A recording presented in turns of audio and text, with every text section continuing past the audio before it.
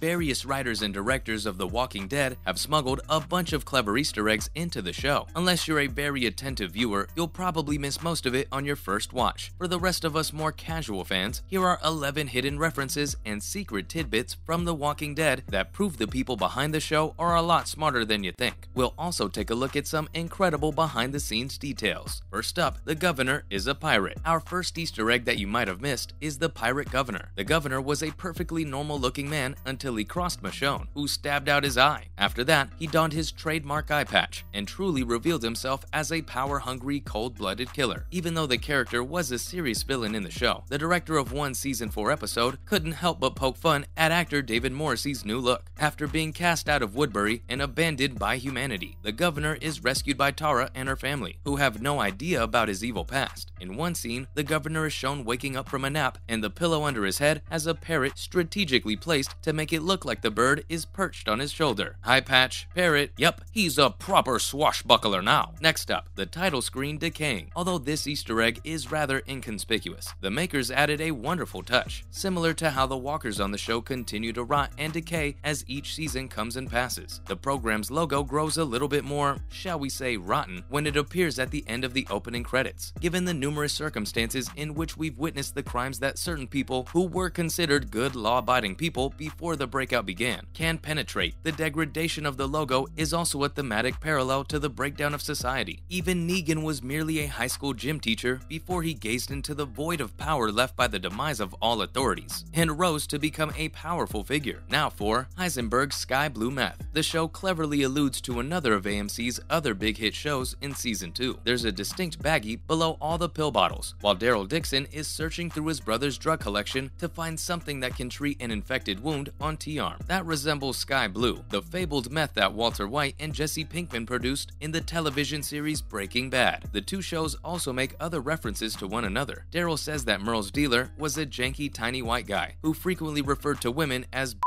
similar to Pinkman in sound. And last but not least, Walter gives his kid a car in Breaking Bad that is identical to the red Dodge Challenger that Glenn drives to flee Atlanta in season 1. Both cars meet a tragic end when Walter, who was supposed to return Skylar's, set him on fire. Glenn's model is disassembled to repair the group's RV. Next, Morgan gives references to The Whisperers. Season 3's Clear, still one of the best episodes of The Walking Dead ever made, saw the return of one of the show's most adored characters in Morgan, who made an appearance for the first time since the pilot episode. Although a little bit wilder, Morgan has lost his mind after the death of his son and spends most of the episode talking about making sure everything is clear. Morgan claims that he sees people with dead men's faces on, as Rick tries to reason with his old friend. Comic book enthusiasts will immediately recognize that description as fitting the Whisperers, a group of evil characters who harass Alexandria once Negan's menace has been removed. They haven't recently been seen on the show except for this reference. Then there is Lee's hometown. You're missing out if you haven't played Telltale's video game The Walking Dead Season 1. The first point-and-click adventure is still the greatest of the group, even though the successors are also quite good. Inside it, Lee Everett plays a newly sentenced felon who, when the police car carrying him crashes in the early hours of the zombie breakout, never quite makes it to prison. Your group of survivors travels to Lee's hometown of Macon, Georgia. Later in the game is considered canon, and it even features a quick trip to the Green Farm, where Herschel and Maggie resided before all evil broke free. Michonne can be seen at one point in the show looking at a map of the area. She pauses on the city of Macon as her finger travels across the page. Although there haven't been any other crossovers between the game and the show, Robert Kirkman would later confirm that it was on purpose. Not surprisingly, The Walking Dead had to employ a lot of walkers. Now let's talk about the behind-the-scenes details of the show and how it was made. The Walking Dead's use of real actors rather than CGI, for the most part, to portray the walkers is one of its strongest features. They could have simply used technology to produce terrifying zombies to threaten the cast, but instead they hired makeup artists and special effects artists to transform regular humans into ghoulish zombies. Each season, the showrunners employ up to 200 extras. The show occasionally uses extras, although viewers are never made aware of repeat offenders because of the makeup and costume designers. The majority of walkers spend days at the set, sometimes up to 60 at once. Now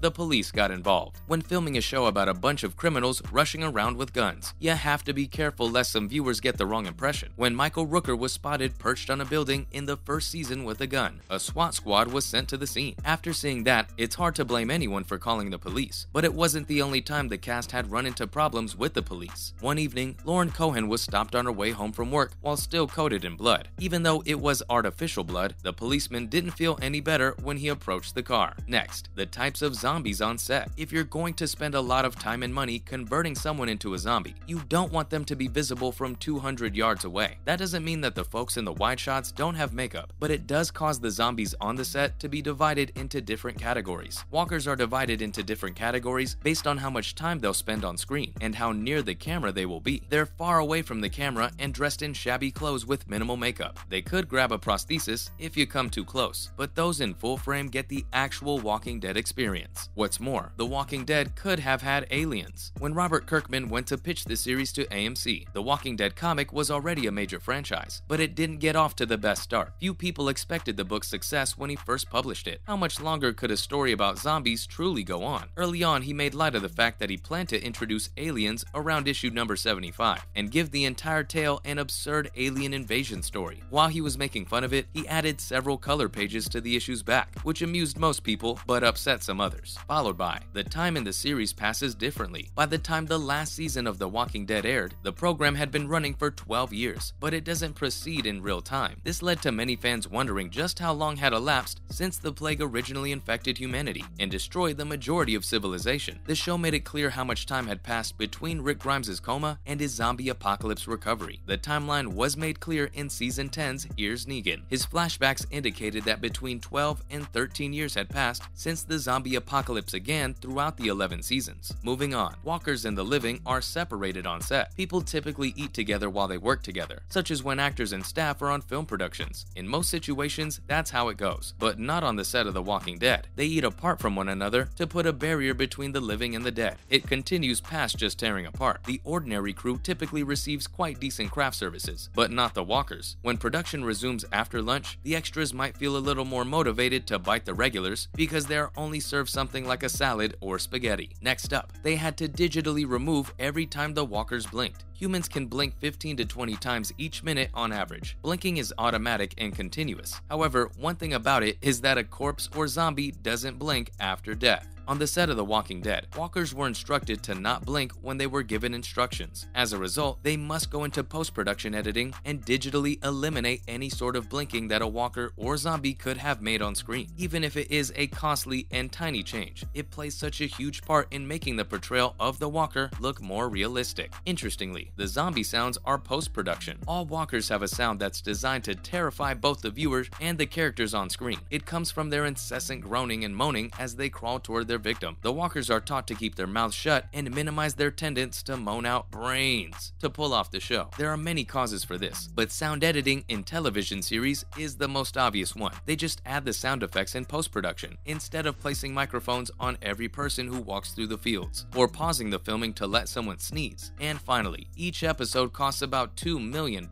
An episode of The Walking Dead cost a lot of money to produce. The average episode price for season 1 when the show premiered in 2010 was $3.4 million.